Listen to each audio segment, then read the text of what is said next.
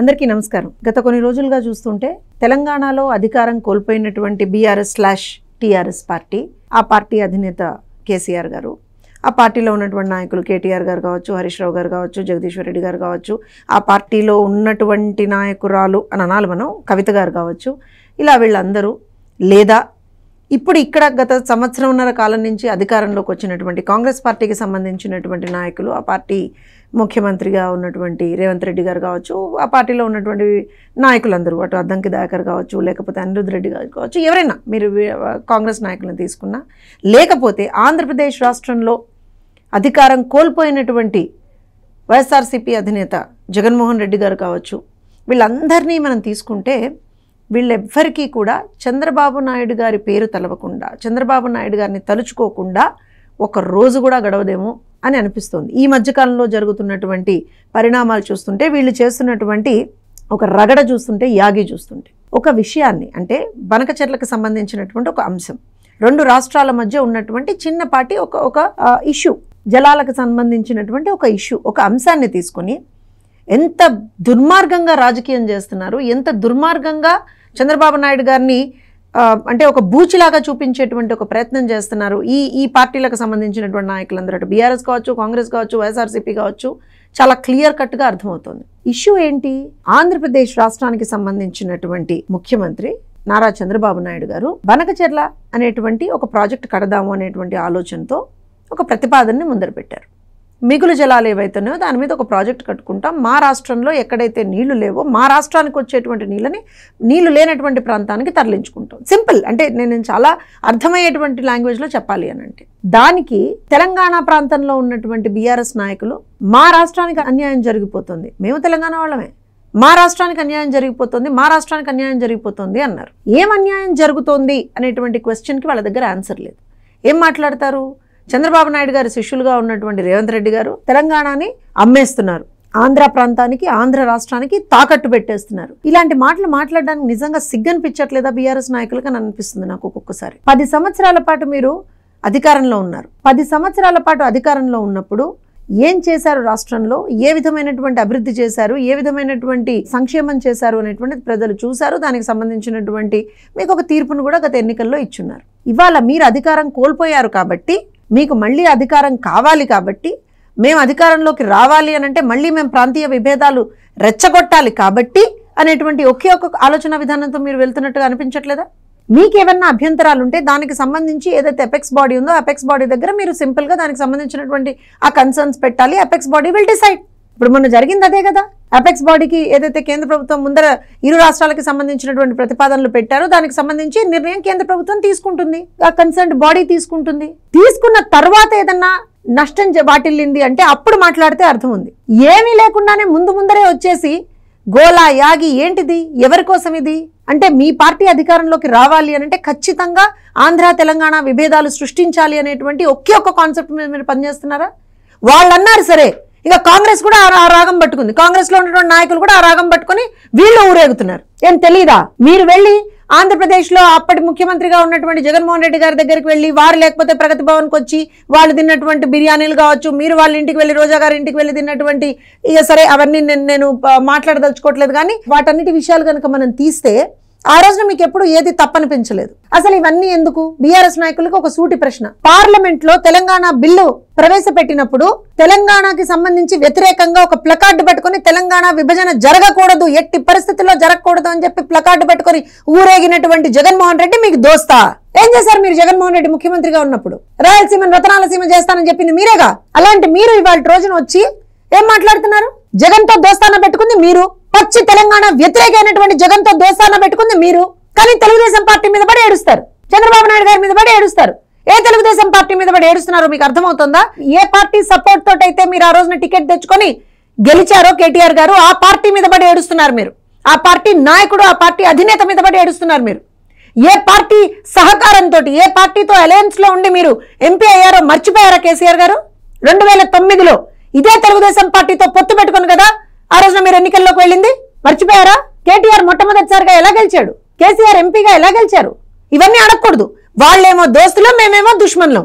ఎందుకు దుష్మన్? ఏం తప్పు చేసింది తెలుగుదేశం పార్టీ? ఇవాళ 2 తెలుగు రాష్ట్రాలు బాగుండాలి అని చెప్పి కోరుకునేటువంటి ఏకైక నాయకుడు చంద్రబాబు నాయుడు గారు. తెలంగాణకి నష్టం వాటిల్లకూడదు, ఆంధ్రప్రదేశ్కి నష్టం వాటిల్లకూడదు, ఇరు రాష్ట్రాల ప్రజలు సుభిక్షంగా ఉండాలి, ఇరు రాష్ట్రాల ప్రజలు అత్యంత అద్భుతంగా వాళ్ళు పురోగతి సాధించాలి అని కోరుకునేటువంటి ఏకైక పార్టీ తెలుగుదేశం పార్టీ. సముద్రంలో కలిసిపోతున్నటువంటి జలాలకు సంబంధించి వాళ్ళు అక్కడ ఒక ప్రపోజల్ పెట్టారు ఆంధ్రప్రదేశ్ రాష్ట్రంలో. మీకు అభ్యంతరాలు ఉంటే అభ్యంతరాలని మీరు టెక్నికల్ గా మాట్లాడండి, అంతే తప్పించి ఇక్కడ రాజకీయం ఏంటి? ఇప్పుడు కర్ణాటకకి తమిళనాడుకి కూడా జల వివాదాలు ఉన్నాయి, కర్ణాటకకి యునైటెడ్ ఆంధ్రప్రదేశ్ కి కూడా జల వివాదాలు ఉన్నాయి, అలానే ఇవాళ తెలంగాణకి ఆంధ్రప్రదేశ్ కి జల వివాదాలు ఉన్నాయి. అరే ఇద్దరు అన్నదమ్ములు విడిపోయినప్పుడు ఆస్తి తగాదాలే చిన్న చిన్నగా ఆస్తి అందులో వచ్చినప్పుడు వాళ్ళు ఏదో ఆస్తి పంచుకున్నప్పుడు చిన్న చిన్న విభేదాలు సహజం.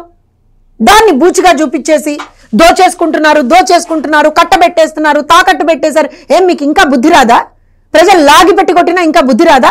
లేకపోతే అక్కడ ఉన్నటువంటి మీ దోస్తు జగన్మోహన్ రెడ్డికి సపోర్ట్ చేయాలని చెప్పేది ఒక స్ట్రాంగ్ ఇంటెన్షన్ తో మీరు ఇవాళకి కూడా పనిచేస్తున్నారా? అరే పొద్దున్న లేస్తే రాత్రి మొదలు వరకు అటు బీఆర్ఎస్ నాయకులు ఇటు కాంగ్రెస్ నాయకులు తెలుగుదేశం పార్టీ మీద పడి ఏడవడం, చంద్రబాబు నాయుడు గారి మీద పడి ఏడవడం తమాషా అయిపోయింది. అసలు జగదీశ్వర్ రెడ్డి వస్తాడు బయటికి, చంద్రబాబు నాయుడు గారి గురించి మాట్లాడతాడు. అద్దంకి దయాకర్ గారు వస్తారు బయటికి, చంద్రబాబు నాయుడు గారి గురించి, లోకేష్ గారి గురించి మాట్లాడతారు. నిన్న లోకేష్ గారు ఏం మాట్లాడారు? తెలుగు ప్రజలు ఎక్కడున్నా సరే సుభిక్షంగా ఉండాలి, బాగుండాలి అని చెప్పి కోరుకుంటున్నాము. మేము తెలంగాణలో జరిగినటువంటి ఏ ఒక్క ప్రాజెక్ట్కి మేము అడ్డు చెప్పలేదు. ఇవాళ మా ప్రాంతంలో జరుగుతున్నటువంటి ఒక ప్రాజెక్టుకి మీకు సంబంధించినటువంటి కన్సర్న్స్ ఏమన్నా ఉంటే చెప్పండి. మిగిలిపోయి మా ప్రాంతంలో వచ్చేటువంటి నీరు మీదే మేము ప్రాజెక్టులు కట్టుకున్నాం. ఒకళ్ళు నీరు రాకపోతే ప్రాజెక్టులో ఆ రోజు నీళ్లు ఉండవు, అంతే కదా. ఇంత సింపుల్ గా ఎక్స్ప్లెయిన్ చేశారు. అది తప్పుట, అది ప్రాంతీయ విద్వేషాలు రెచ్చగొడుతున్నారట. అద్దంకి దయాకర్ గారు వాళ్ళు ఒక స్టేట్మెంట్ ఇచ్చారు. ఎక్కడ ప్రాంతీయ విభేదాలను రెచ్చగొట్టారు? జగదీశ్వర్ రెడ్డి మాట్లాడితే అది ప్రాంతీయ విభేదాలు రెచ్చగొట్టడం కాదు, హరీష్ రావు గారు మాట్లాడితే అది ప్రాంతీయ విభేదాలు రెచ్చగొట్టడం కాదు, కేటీఆర్ గారు మాట్లాడితే అది ప్రాంతీయ విభేదాలు రెచ్చగొట్టడం కాదు. కానీ ఇరు తెలుగు రాష్ట్రాలు బాగుండాలి, అటు తెలంగాణకు అన్యాయం జరగకూడదు, ఆంధ్రప్రదేశ్కి అన్యాయం జరగకూడదు అని కోరుకుంటూ ఈ మాట్లాడినటువంటి లోకేష్ గారు మాత్రం ప్రాంతీయ విభేదాలను రెచ్చగొట్టారా? ఏం మాట్లాడతారు అంటే మీ ఉనికిని చాటుకోవడానికి, లేకపోతే పక్క వాళ్ళు తిట్టకుండా మిమ్మల్ని మీరు బచాయించుకోవడానికి మా మీద బురద జల్లుతారా? ఇవాళ రోజున మీకు దమ్ముంటే బీఆర్ఎస్ ని మీరు ఎదుర్కోండి, లేదా బీఆర్ఎస్ మిమ్మల్ని ఎదుర్కొంటుంది. మేము వాస్తవం మాట్లాడుతున్నాం, మేము ఉన్నటువంటి ఇష్యూని లాజికల్ గా మాట్లాడుతున్నాం. అసలు అక్కడ ఏమీ లేదు.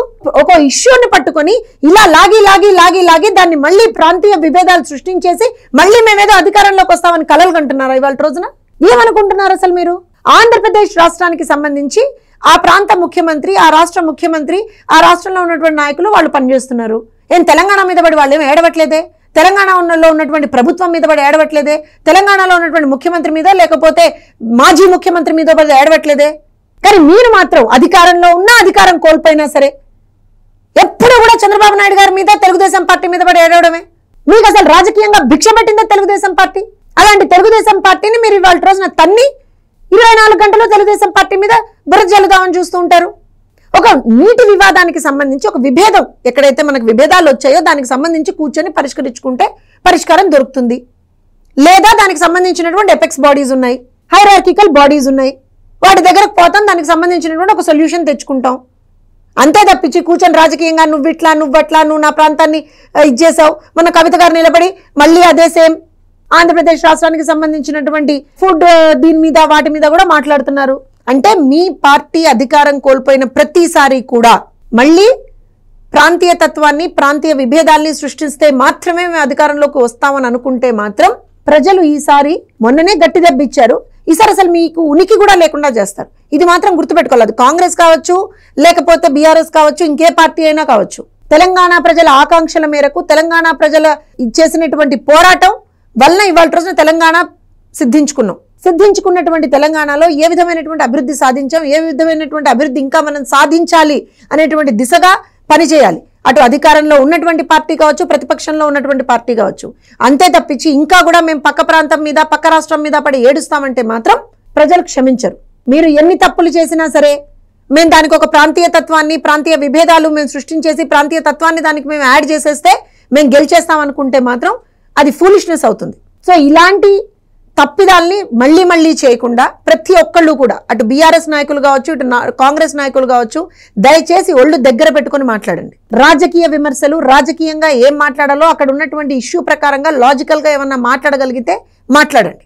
ప్రతి ఒక్కళ్ళు ఇవాళ రోజున ప్రతి ఒక్కళ్ళు కూడా గురు శిష్యుల సంబంధం అందరికీ ఉంది, అనుబంధం అందరికీ ఉంది. కానీ పార్టీలు వేరైనప్పుడు, పార్టీల విధి విధానాలు వేరైనప్పుడు దానికి సంబంధితంగానే పనిచేస్తారు ఎవరైనా సరే. అంతే తప్పించి మా ఇష్టం వచ్చినట్టుగా మేము మాట్లాడేస్తాం, మా ఇష్టం వచ్చినట్టుగా మేము అనేస్తామంటే మాత్రం ఊరుకోవడానికి ఏ తెలుగుదేశం పార్టీ కార్యకర్త సిద్ధంగా లేరు. దీన్ని జల వివాదాన్ని ఏ రకంగా మనం పరిష్కరించుకోవాలి అనేటువంటి దాని మీద మీకు వీలైతే, మీకు నిజంగా ఒక చిత్తశుద్ధి ఉంటే అన్ని పార్టీలని పిలిచి ఒక మీటింగ్ పెట్టండి. అన్ని పార్టీలకి సంబంధించినటువంటి ఆ మీటింగ్ పెట్టి, మొన్న పెట్టారు, కొంతమందిని పిలిచారు, కొంతమందిని పిలవలేదు.